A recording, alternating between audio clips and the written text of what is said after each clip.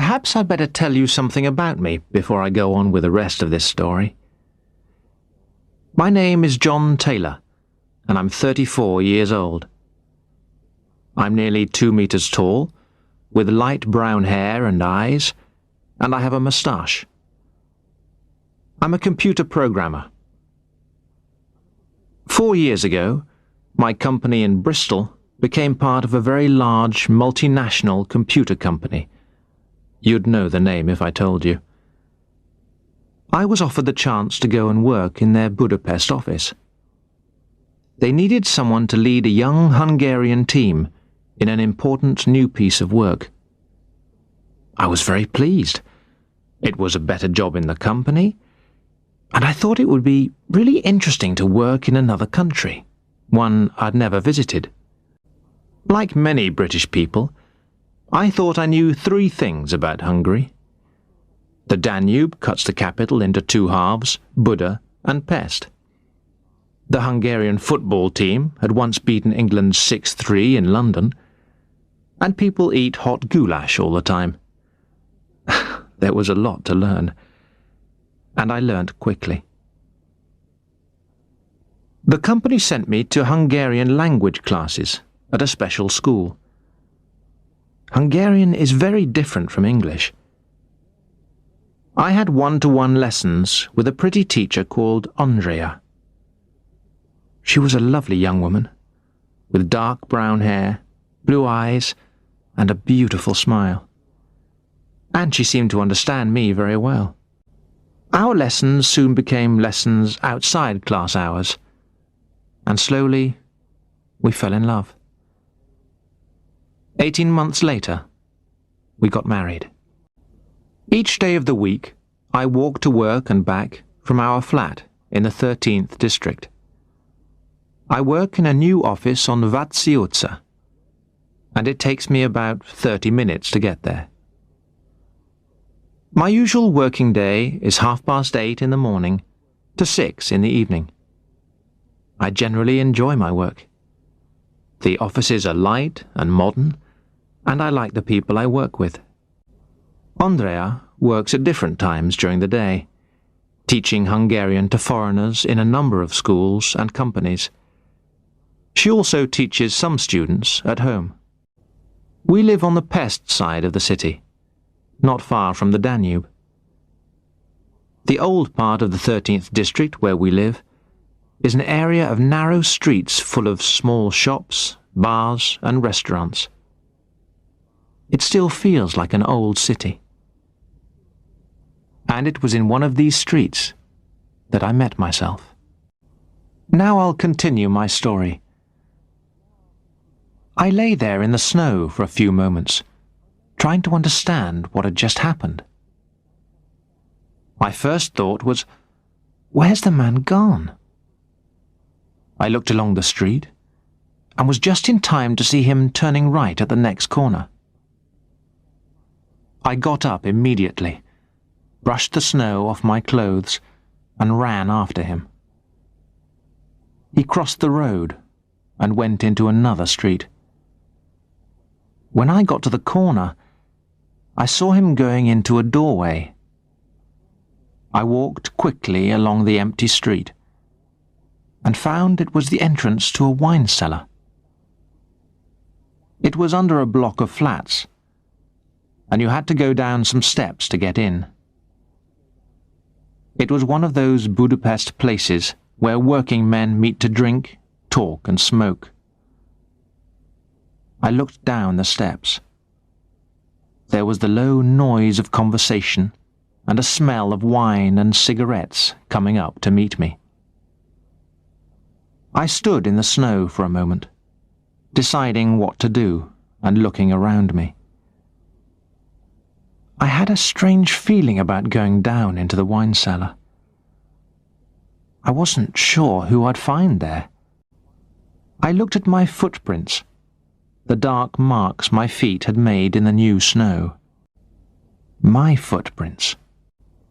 But only my footprints. Where were his? I looked back along the street.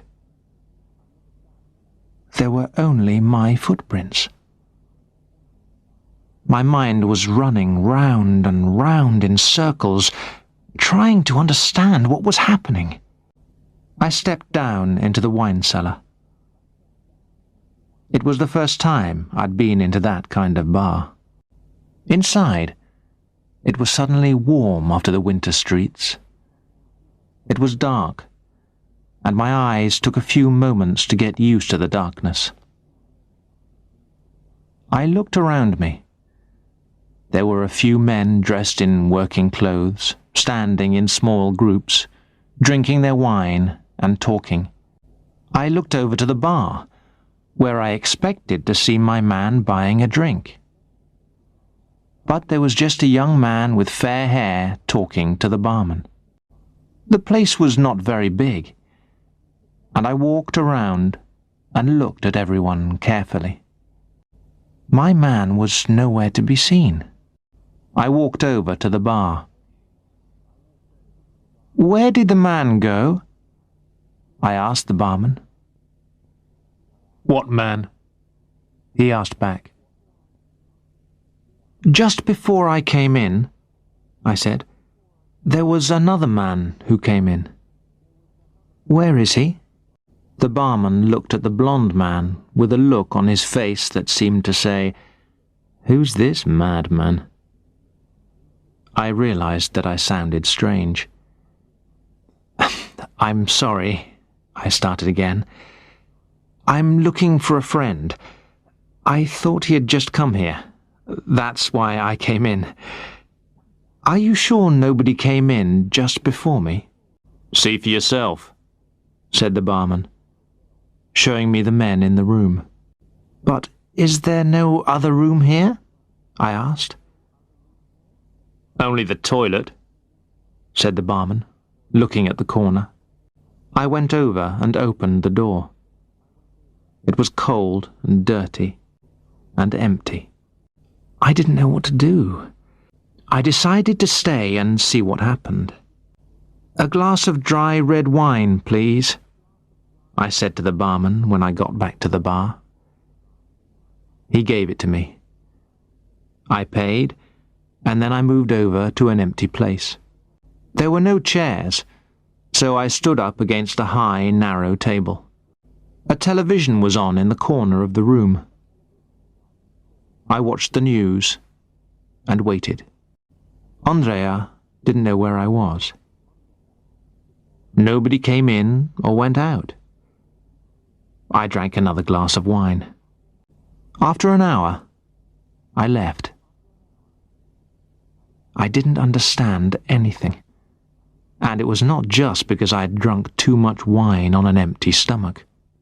"You smell of wine and smoke," said Andrea, as I was standing by the front door, taking off my coat and boots.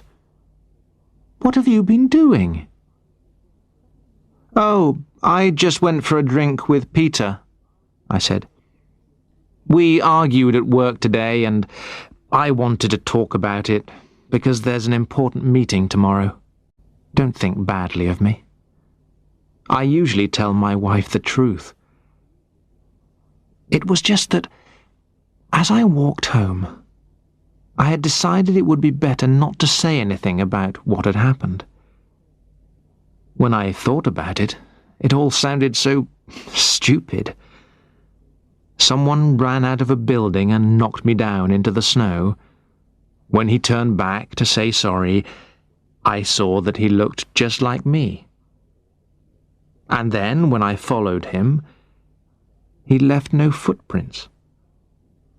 And he wasn't in the wine cellar I saw him go into. It really was all too stupid.